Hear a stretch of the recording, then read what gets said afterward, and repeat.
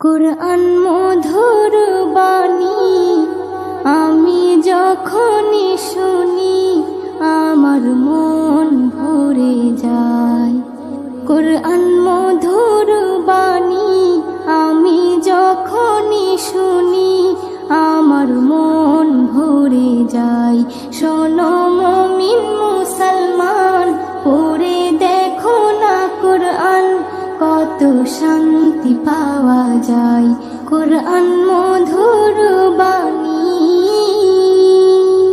প্রতিটি হরফে 10 নেকি আছে, আমলে জমা হয়।